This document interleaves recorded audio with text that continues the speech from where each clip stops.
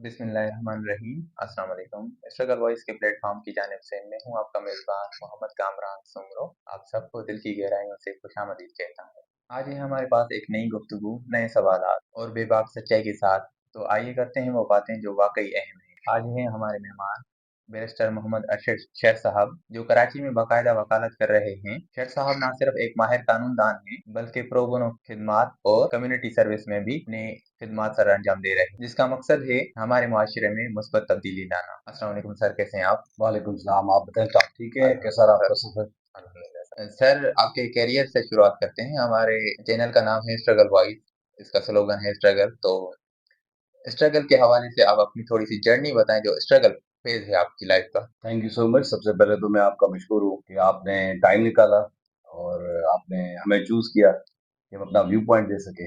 Struggle किसी भी पेशे में हो, वो उसको हम इस कूजे में कैद नहीं कर सकते कि सिर्फ लीगल फील्ड, वो किसी भी फील्ड में हो, स्ट्रगल का कंटिन्यू होना बहुत जरूरी होता है। इसी तरह मैंने जब ये पेशा मुंतखब किया, जब अपनी मैंने इंटरमीडिएट कंप्लीट की 2006 के अंदर, और हमारे ज़माने के अंदर 2006 में ज़माना लफ्ज़ ऐसा लगता है कि कोई शायद मैं दौरे कदीमी का हूँ, पर ऐसा नहीं है। 2006 में ज़्यादा जो पॉपुलर चॉइस ऑफ डिग्रीज़ थी या करियर थे, वो प्री मेडिकल और प्री इंजीनियरिंग ही होता था। तो मेरी इंटरमीडिएट प्री मेडिकल में थी, और उसके बाद जब चॉइस करनी पड़ी तो पर्सनली आई चूज़ कि मुझे लॉ की फील्ड की तरफ जाना है। और इस बारे में मेरे वालिद साहब से मेरी बात हुई। मेरे वालिद साहब चाहते थे मैं प्री मेडिकल में जाऊं, मगर मेरा मिजाज और मेरी जो तबीयत थी उससे मुझे लग रहा था प्री मेडिकल भी बहुत अच्छी फील्ड है, पर मुझे नहीं लग रहा था कि मैं उसके साथ कोई ज़्यादा मुझे लगाव मेरा बन पा रहा था। तो मैंने वालिद साहब को कहा। वालिद साहब ने शुरू में तो मना किया, क्योंकि उस टाइम में आपको, जैसे मैंने पहले ये गुजारिश रखी कि ये दो फील्डें ज़्यादा थी, प्रोमिनेंट थी। बहरहाल मेरे वालिद साहब ने मुझे इजाज़त दी, तो और मैं करना भी मैं बाहर से चाह रहा था। तो मैंने फाउंडेशन ईयर के लिए अप्लाई किया था कैप्टन लॉ कॉलेज के अंदर। मैं इंग्लैंड गया 2007 में गालिबन। फिर अपना फाउंडेशन कोर्स पूरा किया, then I continue my LLB, फिर मैंने मास्टर्स के लिए, और इस तरह अपनी तालीम वहाँ से पूरी करके 2014 में मैं वापस आया। और जब मैं वापस आया तो मेरी, क्योंकि फैमिली के अंदर कोई पहले इस पेशे से वाबस्ता नहीं थे, मेरे वाले साहब इंजीनियरिंग के पेशे से वाबस्ता थे, और बाकी जो फैमिली थी वो भी डिफरेंट अब अपने करियर परसू कर रहे थे, पर इस फील्ड से कोई नहीं था। तो मेरे लिए आने के बाद थोड़े मसाइल थे। जितने कुछ दोस्त हमारे एक दो थे जो अभी वो बिगनर थे इस फील्ड में, मैंने जब उनसे मशवरा किया कि इसको कैसे स्टार्ट किया जाए, तो कुछ इसमें इनकरेजिंग बातें थी, कुछ लोग डिस्करेजिंग बातें करते थे कि इस फील्ड में financially this field is not sound, और इनिशियल स्टेज पे तो बहुत ज़्यादा स्ट्रगल है। इस यहीं पर सर मैं आपकी बात को इंटरप्ट करना चाहूँगा कि कहा जाता है कि लॉयर्स की जो फील्ड है वो जनरेशन की फील्ड है ना, जिनकी जनरेशन है लॉ फील्ड में तो वही कामयाब होते हैं। जैसे आप फर्स्ट जनरेशन लॉयर हैं, तो आप भी माशाल्लाह एस्टेब्लिश्ड लॉयर हैं कराची में, तो यंग एडवोकेट्स को आप किस तरह से मोटिवेट करेंगे? नहीं, मैं इसको इसके बरक्स देखता हूँ। बिल्कुल, ये तो लाजमी बात है, एज होता है जो आपका लाजमी है कि आपके पेरेंट्स या आपकी फैमिली में कोई भी अगर बिज़नेस करते हो, वही बिज़नेस आप कंटिन्यू करते हो, तो आपको थोड़ा एज होता है, उस बिज़नेस के बारे में नुआह होती है। इसी तरह लीगल फ्रेटर्निटी के अंदर अब अगर आपके वालिदैन या बड़े भाई वगैरह इस पेशे से मुंसलिक हैं, तो आपको कुछ ना कुछ एज होता है कि आपको नुआह होती है, आपको क्लाइंटेल्स थोड़ी बहुत मिलती है। मगर जैसे हम बिगनर थे, तो अल्हम्दुलिल्लाह हमने स्ट्रगल की। मुझे एक अच्छी लॉ फर्म में अपॉर्चुनिटी मिली, Ghazi and Maxi law associate में। एज ए मैं प्रोबेशन पीरियड पे गया, फिर मैं उधर एसोसिएट रहा, फिर मैं उधर टीम लीडर रहा, फिर मैं पार्टनर भी रहा वहाँ पर, और मैंने 7 साल वहीं की। उसके बाद मैं 4 साल से मैं अपनी जो है खुद मुख्तार प्रैक्टिस शुरू की। गाजारियन शेयर के नाम से हमने लॉ फर्म इस्टेब्लिश की, और अल्हम्दुलिल्लाह अल्लाह ने बहुत इस फील्ड के अंदर इज़्ज़त भी दी, और अल्लाह का शुक्र है। And I am very grateful to my all clients, जिन्होंने हमारे ऊपर आज तक ट्रस्ट कंटिन्यू रखा है, और हमने भी कोशिश की कि उनके ट्रस्ट को हम हार्म ना करें। और असल जो बात है यंगस्टर्स के लिए भी, कि जब आप कोई भी ब्रीफ पकड़ते हैं, उस ब्रीफ के साथ आपकी कमिटमेंट एंड लॉयल्टी बहुत ज़रूरी है।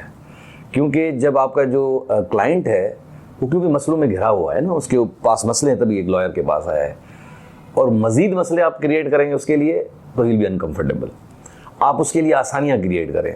वो जब आपको इंगेज करे तो उसके बाद उसके लिए ऐसे फील हो कि ये मसला उसका अब नहीं रहा, वो उसके काउंसिल का मसला हो गया, वो उसको इस तरह ऑनरशिप दे रहा है। और मैं पर्सनली अपने क्लाइंट के मसाइल को और उनके ब्रीफ को इस तरह ऑनरशिप देता हूँ।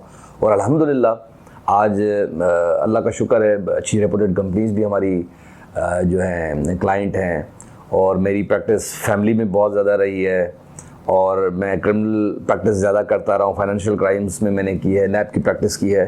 तो अल्हम्दुलिल्लाह अल्लाह ने उसका रिवॉर्ड भी दिया है। और हमारी कोशिश ये होती है कि नेक नियति के साथ, मेहनत के साथ, कमिटमेंट के साथ अपने काम में तवज्जो दें, क्योंकि डिसिप्लिन लाइफ इस पेशे के लिए बहुत ज़्यादा ज़रूरी है। अगर आपकी लाइफ डिसिप्लिन से आउट है तो इस पेशे में आपको काफ़ी तकलीफ़ें होंगी। अगर डिसिप्लिन और कमिटमेंट के साथ होंगे तो ये पेशा बहुत अच्छा पेशा है, क्योंकि हर रोज़ एक नया चैलेंज है। और ये जो हमारी टेबल है सिर्फ और सिर्फ ये फाइल सजाने के लिए नहीं, मैं इसको ऐसे कंसीडर करता हूँ, this my table is a everyday new battlefield. जब इस पे हम नया मुद्दा रख के मैं पढ़ रहा होता हूँ, नया मुद्दा रख के मैं तैयार कर रहा होता हूँ, मेरे लिए वो बैटलफील्ड होती है। तो अल्हम्दुलिल्लाह उसमें अल्लाह ने बहुत इज़्ज़त दी है, बहुत इज़्ज़त दी है। सर, आपके नज़दीक प्रो बोनो केसेस की क्या अहमियत होती है? आपने इस काम में कब और क्यों हिस्सा लेना शुरू किया? प्रो बोनो केसेस की बहुत ज़्यादा अहमियत है, क्योंकि हम जिस सोसाइटी से ताल्लुक़ रखते हैं, हर बंदा यहाँ प्रिविलेज नहीं है। इधर काफ़ी ऐसे लोग हैं जो अंडर प्रिविलेज लोग हैं, जिनके फाइनेंशियल कंडीशंस ऐसे नहीं होते कि वो केसेस में अच्छे लॉयर्स को एंगेज कर सकें या उन केसेस की पैरवी कर सकें। तो इसलिए अगर हम तमाम लॉयर्स कुछ हिस्सा अपनी प्रैक्टिस का प्रो बोनो केसेस के लिए मुखर्ज करेंगे तो ये कम्युनिटी के लिए एक सहूलत भी होगी, और लोगों का इंटरेस्ट डेवलप होगा इस जुडिशरी की तरफ, और इंटरेस्ट और क्या कहते हैं उनका एतमाद बहाल होगा वकला की तरफ। मैंने पहला केस जो अपना प्रो बोनो लिया था वो एक मर्डर केस था। वो सिंध बिल्डिंग कंट्रोल अथॉरिटी के अंदर एक उनके यूनियन का कोई मामला था, उधर मर्डर हुआ था। देन मैं उसमें एंगेज हुआ और हमने वो केस परसू किया। वो जो इंतकाल कर गए थे मरहूम, अल्लाह उनको जन्नत नसीब करे, उनके बेटे थे, तो मुझे गालबन नाम याद नहीं है कि काफ़ी पुरानी बात है, 8-10 साल पुरानी बात है। तो उनको मुझे किसी रेफरेंस से आए, आप जैसे किसी दोस्त ने रेफ़र किया, तो उन्होंने मुझे जब हालात बताया, मैंने कहा भाई इसमें मैं कोई आपसे फ़ीस चार्ज नहीं करूँगा और हम इस केस को परसू करेंगे। और अल्हम्दुलिल्लाह मुझे पता है और जितना याद है कि हमने साल के अंदर हमने उसको रिलीजियसली फ़ॉलो किया उस केस को, और एक सवाब समझ के फ़ॉलो किया। एक उस बच्चे के साथ ज़्यादती हुई थी, उसका वालिद कत्ल हुआ था, तो उस सारी चीज़ों को देखते हुए फ़ॉलो किया, और अल्लाह का शुक्र है उसमें हमने कन्विक्शन कराई थी। और इस तरह फिर उधर से आगाज़ हुआ। फिर एक और मेरा मुझे याद है, मतलब खैरपुर डिस्ट्रिक्ट से वो एक चौकीदार था, सिक्योरिटी गार्ड कंपनी में काम करता था। उस केस में मुझे बड़ा दुख हुआ। दुख ये हुआ कि वो सिक्योरिटी गार्ड जहाँ ड्यूटी सर अंजाम दे रहा था, उधर मोबाइल सिग्नेचर्स आए, वो उसकी जहाँ ड्यूटी सर अंजाम, सामने एक गाड़ी खड़ी थी, उसे खातून से वो छीना चपटी कर रहे थे। इसने जैसे थोड़ा इंटरप्ट किया तो उन्होंने देखा कि एक चौकीदार है, उसके हाथ में वेपन, उन्होंने पहला टारगेट इसको कर दिया, और वो बेचारा बंदा बच्चा इंतकाल कर गया। उस बच्चे की उम्र कितनी थी? 24-25 साल उम्र थी। एक ही बेटा था पूरे अपने माँ बाप का, उसकी नई नई शादी हुई थी, उसका एक आधा बच्चा भी था उसका। और जब हम वो केस चलाने, हमने प्रो बोनो उठाया, उसमें हमने जब शुरुआत की तो उसमें बड़ी मुश्किलात ये हुई, तो कोई ना पुलिस यहाँ पर वो परफॉर्मेंस देने के लिए तैयार थी उसमें केस में, क्योंकि इस केस में जब कोई पीछे ज़्यादा आपको पता है परसू ना करें किसी भी हवाले से तो बड़ा मसला हो जाता है। फिर उस केस में हमने बड़ी मुश्किल से उस खातून को विटनेस बनाया जिसके साथ ये हादसा हो रहा था, जिसको बचाने के चक्रों में वो बेचारा बच्चा इंतकाल कर गया, मगर वो गवाही देने के लिए नहीं आ रही थी। और जब गवाही देने के लिए आई, आई एम रियली सॉरी, मुझे बड़ा दुख ये हुआ कि उसने कहा कि मुझे पता ही नहीं इस बारे में। हालांकि वो बच्चा बेचारा उसकी हेल्प करते हुए फौत हो गया।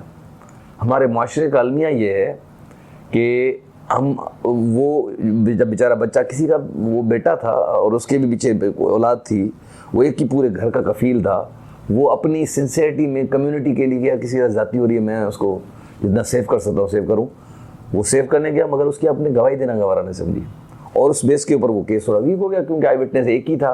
और उस विटनेस ने जब कह दिया कि मुझे तो नहीं, मैं बात ही मुझे पता ही नहीं कि मैं उस टाइम पे ये कुछ हुआ था, तो लोग लोगों को भी उसके ऊपर भी उनकी रिस्पॉन्सिबिलिटी है। जब आप किसी जुर्म को होता हुआ देख रहे हैं, अगर आपको कोर्ट में कभी बुलाया जाता है विटनेस हो गई, आप सच्चाई की बुनियाद पर अपनी गवाहियाँ ज़रूर दें, कोर्टों के ऊपर एतमाद करें। और क्योंकि आपके उस एक बयान की वजह से जो वो कल्प्रिट थे वो बरी हो गए। एक कल्प्रिट उसमें शायद फिर पुलिस के हाथों में मर्डर हो गए थे पहले किसी और दूसरे केस में, फिर वो दूसरे कहीं वो इन्वॉल्व थे किसी में, दोस्त में, वही क्रॉस फायर में। एक जो था वो इसलिए बरी हुआ कि उस औरत जिसको बचाना तो उसने कोशिश की, उसने इनकार कर दिया गवाही देने से। तो इस तरह प्रो बोनो केसेस के अंदर मेरी जो फर्म है, अल्हम्दुलिल्लाह इस टाइम पे भी हमारे पास 10-15 ऐसे केसेस होंगे जो प्रो बोनो होंगे। और हम कोशिश करते हैं कि भाई, मैं तो ये समझता हूँ कि मेरा फ़र्ज़ है, अगर महीने में मुझे 10 केस उठाने होते हैं तो या 5 केस मिलते हैं तो उसमें कोशिश होती है 1-2 प्रो बोनो केसेस होना ज़रूरी है, क्योंकि भाई हमारी ऊपर भी रिस्पॉन्सिबिलिटी है। क्योंकि इस इंसाफ के मयार को हम इतना महंगा ना बना दें कि लोग अप्रोच करना ही छोड़ दें। लोगों के पास ये मैसेज जाना चाहिए कि जो हमारे वकील हजरात हैं, जो नौजवान हजरात हैं, वो ऐसा नहीं कि हर केस पैसे के लिए करते हैं। हाँ, ये बात, इसमें कोई कबात की बात नहीं है, ना शर्मिंदगी की बात है, क्योंकि हम सर्विसेज प्रोवाइड करते हैं और उसको हम उसके बद में हम अपनी फीसेस, प्रोफेशनल फीसेस लेते हैं। मगर कई वकला हैं ऐसे, मैं सीनियर वकला को जानता हूँ जो प्रो बोनो केसेस में बड़ा अच्छा काम करते हैं। और हर वकील को, मेरी तो यंगस्टर्स के लिए, स्पेशली यंगस्टर्स को फ़ायदा ये होगा कि उनकी अपीयरेंस भी होगी, उनके पास ब्रीफ आएंगे, मेहनत करेंगे, जजेस के सामने जब अपीयर होंगे मेहनत के साथ, जजेस जब देखेंगे कि आप इतना अच्छा केसेस परसू कर रहे हैं तो उनकी नज़र में आपकी इज्जत होगी। तो प्रो बोनो केस तो आपके करियर के लिए बेहतर होता है कि आपके पास, क्योंकि हर इनिशियल स्टेज पे आपको बड़े महंगे केसेस नहीं मिलते, तो आपकी अगर अपीयरेंस बढ़ती है, अगर किसी को आप अच्छे तरीके से ट्रीट करेंगे अपने उस फाइल को, केस को, तो लाजमी वो आपको कहीं ना कहीं रिकमेंड करेगा, वो आपको बेनिफिट करता ही करता है। और अल्लाह की तरफ से जो बेनिफिट्स मिलते हैं ना, मैं आपको क्या ही बात बताऊं कि उसका तो मैंने तो हमेशा ये अल्लाह के साथ कारोबार समझ की बात तो मेरा होता है, उसका रिवॉर्ड मुझे मिलता है, उसका रिवॉर्ड हमेशा मुझे मिला। ऐसा कभी नहीं हुआ कि मुझे रिवॉर्ड ना मिला हो। अल्लाह किसी न किसी और सूरत में ऐसा रिवॉर्ड दे देता है। और जो कुछ केस नहीं आने होते, वो एक्सपेक्टेड नहीं, 10-10 केस उधर से आ रहे होते हैं, तो ये क्या होता है, मैं इसको समझता हूँ ये वही रिवॉर्ड है जो मैं थोड़ा बहुत अपने तरफ से कोशिश करता हूँ कि भलाई का एक काम किया जाए इसी फील्ड में रहते हुए। सर, कम्युनिटी सर्विस के दौरान आपने किन शोबों में काम किया और इस तजुर्बे ने आपकी ज़ाती और पेशा ज़िंदगी पर क्या असर डाला? मैं कोशिश करता हूँ कम्युनिटी सर्विस में अपने आप को एंगेज करूँ, क्योंकि पॉजिटिव हेल्दी एक्टिविटी है और माशरे के ऊपर आपकी एक पढ़े लिखे शख्स, शऊर रखने वाले शख्स के हैसियत से आपके ऊपर एक ये ज़िम्मेदारी भी है। मुझे जो सबसे ज़्यादा याद है, एक रिसेंटली जो बड़ी हमने एक ड्राइव चलाई थी, वो 2022 की जब ये बारिशें आई, मैं कराची मौजूद था और मुसलसल सुन रहे थे कि भाई ये अज़ला, खैरपुर अज़ला स्पेशली और दूसरे अज़ला जो बहुत ज़्यादा अफेक्ट हुए थे। फिर मैंने सोचा यार कुछ करना चाहिए हमें अपनी पर्सनल कैपेसिटी में। अपने गाँव वगैरह से इलाके से पूछा तो उधर कह रहे थे पानी के अलावा कुछ भी नहीं, सिर्फ सड़कें खाली बची हैं, उन सड़कों पर लोग हैं।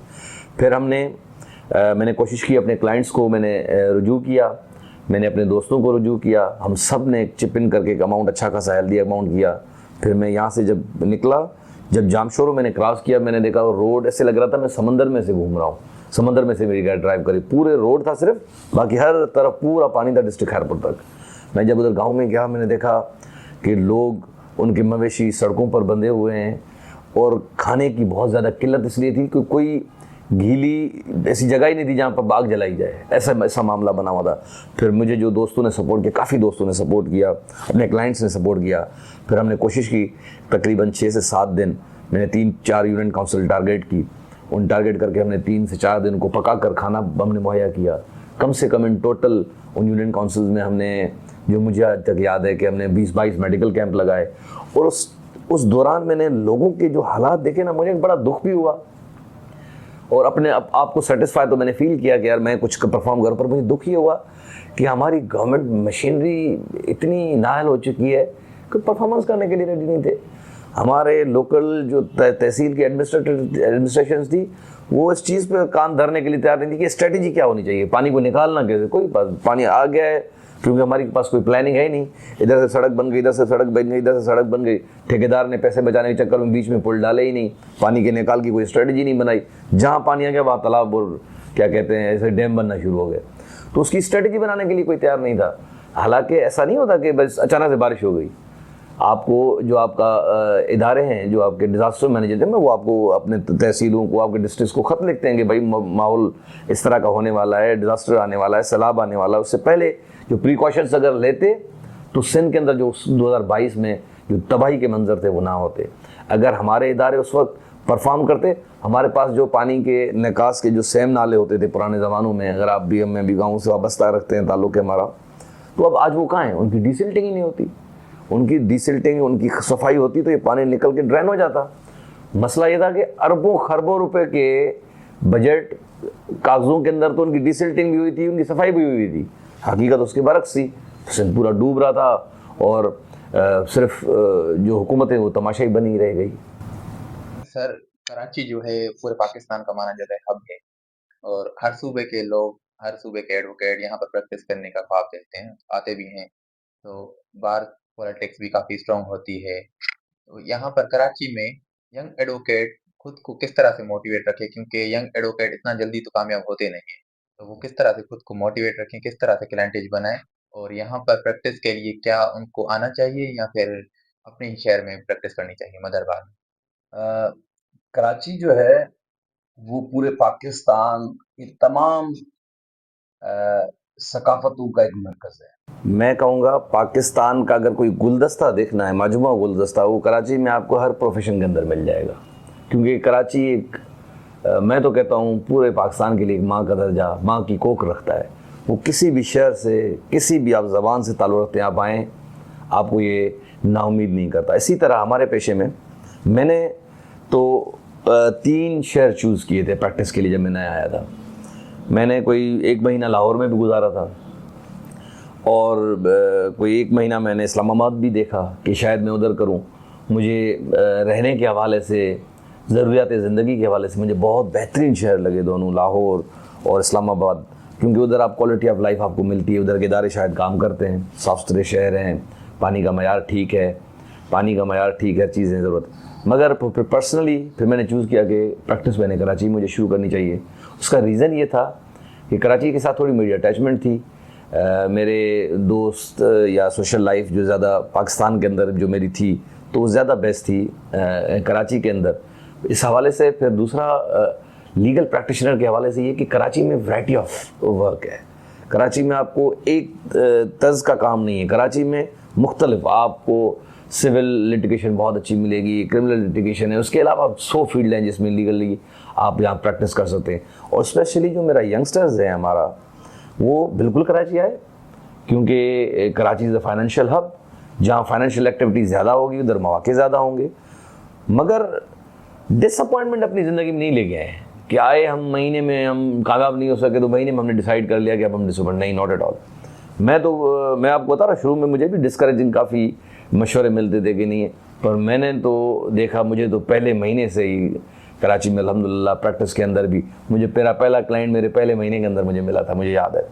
और उसकी मैंने अच्छी खासी फीस चार्ज की थी और मुझे मिली भी थी, और उस पर मैंने मेहनत की कि मैं नया था। और मेरे जो उस्ताद थे सैयद दानिश गाजी साहब और ज़ैन मक्सी साहब, उन्होंने मुझे बड़ा सपोर्ट किया, बड़ा गाइड करते थे। तो अल्हम्दुलिल्लाह आज तक मैं भी वही नौजवान हूँ जिसका ताल्लुक़ डिस्ट्रिक्ट खैरपुर से ही है, और मेरी इधर ज़्यादा कोई एक्सटेंडेड फैमिली भी नहीं है। मैं ख़ुद अपने मतलब अपनी फैमिली के साथ यहाँ अकेला रहता हूँ। मगर उसके बावजूद अल्हम्दुलिल्लाह मेरे तमाम जो क्लाइंट हैं, 90% ऑफ क्लाइंट मेरे जो हैं कराची के, और शायद इनसे पहले ताल्लुक़ नहीं था, पर फील्ड के बाद से ऐसा ताल्लुक़ बनता गया। वो क्लाइंट्स का हमने एतमाद हासिल किया। आज क्लाइंट हमारे पर ट्रस्ट करते हैं और वाक किस्म का हमारे पास काम माशाल्लाह में भेजते हैं और अपनी लीगल असिस्टेंस हमसे लेते हैं। क्यों लेते हैं? क्योंकि हमने उनको एतमाद दिया। असल जो हमारे यंगस्टर्स हैं उनको मेहनत अपनी लिटिगेशन के साथ करनी चाहिए, अपनी प्रैक्टिस के साथ 100% कमिटमेंट के साथ वो मेहनत करें। अगर वो 100% कमिटमेंट के साथ मेहनत करेंगे, अल्लाह भी रास्ते आसान फरमाएगा और आपका प्रैक्टिस के अंदर भी इंशाल्लाह नाम निकलेगा।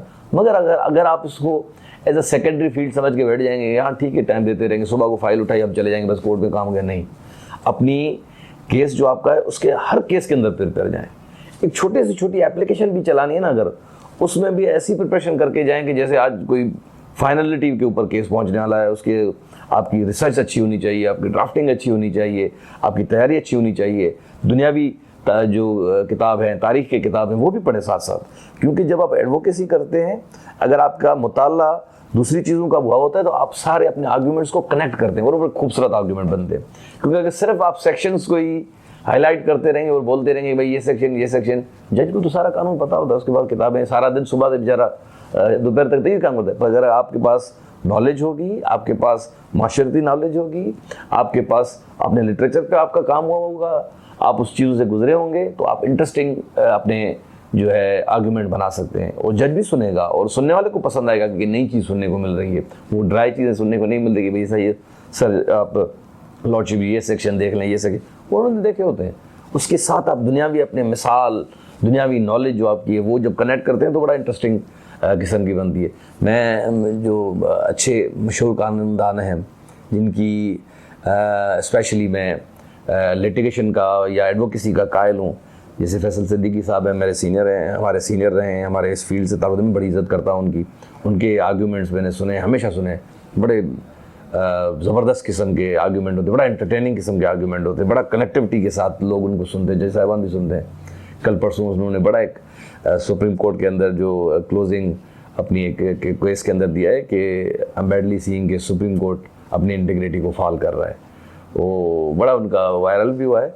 बहरहाल आपको अच्छे लोगों को, अच्छे लॉयर्स को सुनना और उनको फॉलो करना चाहिए। सीनियर हैं हम हमारे जितने सीनियर हैं हम सबको इज्जत से देखते भी हैं, उनके काम को भी देखते हैं, जिनका अच्छा काम है उनके काम से हम काफ़ी चीज़ें अडॉप्ट करते हैं। इसी तरह होना चाहिए क्योंकि हर रोज़ सीखने के लिए नया कुछ मिलता है। अगर आप अच्छे अपने आइडियल्स चूज़ करके चलेंगे तो लाजमी आपकी ज़िंदगी में उनकी जो अच्छाइयाँ हैं वो अगर अडॉप्ट करेंगे तो आपको वो हेल्प करेंगी। सर, आपके नज़दीक कानूनी इस्लाहियात की क्या हैसियत है और आप उन उसूलों को अपनी रोज़मर्रा की वकालत में किस तरह नाफिज करते हैं? अखलाकियात बहुत ज़्यादा ज़रूरी है दुनिया की किसी फील्ड, किसी भी माशरे के अंदर। अगर अखलाकियात ना हो तो चीज़ें फॉल कर जाती हैं और इसी तरह हमारे पेशे के अंदर तो बहुत ज़्यादा नहायत ज़रूरी है। मैं अपनी जो एथिक्स हैं, जो अखलाकियात हैं हमारी फील्ड के, मैं कोशिश करता हूँ मनोमन उनके ऊपर अमल किया जाए। और मैं मतलब इसमें मैं ऐसी कोई चीज़ कहना नहीं चाहता जिसके ऊपर शायद कोई मिस इंटरप्रेट करे। मैं अपने पहनावे से लेके हर चीज़ के ऊपर अपनी जो फील्ड के साथ उसमें मैं कंप्रोमाइज़ नहीं करता। मुझे लोग काफ़ी बार ये भी कहते हैं कि आप दोपहर को कोर्ट से निकले तभी आपके जूते साफ बड़े चमक रहे, मेहनत नहीं की है। मैं मेहनत करते हैं मगर अपने आप को आप प्रेजेंट कर रहे होते हैं ना।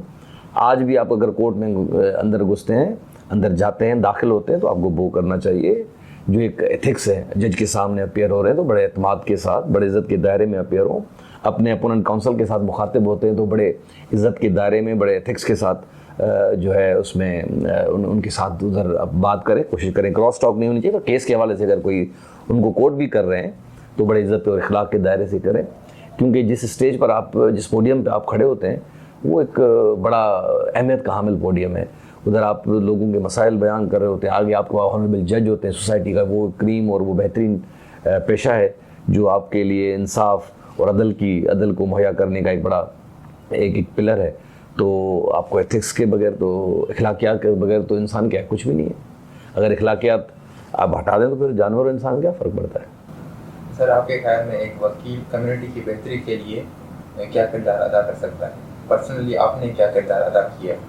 हर कम्युनिटी के लिए तमाम सोसाइटी के सेक्टर परफॉर्म करते हैं, मगर एक वकील का परफॉर्म करना लाज़िम व मलज़ूम इसलिए है कि जो लॉयर्स हैं वो तमाम कानूनी हकूक़, सोसाइटी के हकूक़ से जो है उससे बाखबर रहते हैं। तो इसलिए माशरे में अगर कोई चीज़ बुराई, कोई लीगलिटी हो रही है तो वकील उसको बेहतर तरीके से डील कर सकता है और वकील उसकी बेहतरीन तरीके से नुमाइंदगी कर सकता है। आपके इलाकों में 100 मसाइल होते हैं। हम यहाँ कराची में रहते हैं, हमारे इलाकों में पार्क होते हैं, मैं देख रहा होता हूँ इनक्रोच हुए होते हैं, मैं पार्क देख रहा होता हूँ वो गार्बेज हुए होते हैं। उसके ऊपर आप गवर्नमेंट के इदारों को कानून के दायरे में रहते हुए उनकी नज़रदानी करा सकते हैं। अपनी कम्युनिटी के लिए आप वो हेल्प ले सकते हैं जो आम बंदा शायद उसको, एक तो हमारे आम जो लोग हैं वो गवर्नमेंट ऑफिशियल तक अप्रोच करते ही घबराते हैं। उसकी वजह ये है कि माहौल नहीं है गवर्नमेंट सेक्टर के अंदर, वेलकमिंग एटमॉस्फेयर आपको किसी भी जगह पर नज़र नहीं आता। मगर वकील को वेलकमिंग मिल ही जाती है। उसका रीज़न ये है कि he is a law abiding citizen और उसको कानून का तमाम पता होता है। उसको पता है कि पब्लिक ऑफिस मेरा ऑफिस है, मेरा उधर राइट है बात जाके करना, मेरी शिकायत पहुंचाना मेरा राइट है। तो वो अपना वो हक समझ के जा रहा होता है। और आम जो दूसरा बंदा था वो बेचारा जाते ही कतराता है कि साहब जो बाबू हैं वो अंदर बैठे हुए हैं, पता नहीं किस मिजाज से बात करेंगे। और ये हकीकत भी आप देख रहे होते हो कि हमारे जो पब्लिक सर्वेंट हैं जो वो किस तरह लोगों से क्या उनका बर्ताव होता है। एक SHO ही मतलब ऐसे बन के बैठा होता है कि जैसे वो कुल कायनात वो है। आप रेवेन्यू के डिपार्टमेंट या दूसरे डिपार्टमेंट जो है कहाँ वेलकमिंग बिहेवियर तो नहीं मिलता। इसलिए वकील को एक्सेस भी है क्योंकि वकील कानून जानता है। वकील को पता है कि मेरा ये बुनियादी हक है, ये मेरे डिपार्टमेंट्स हैं, मुझे जाना चाहिए, मुझे इलाकाई मसले माशरे के मसलों को वहाँ जाकर उजागर करना चाहिए, कानून के दायरे में करना चाहिए, तो बिल्कुल करना चाहिए।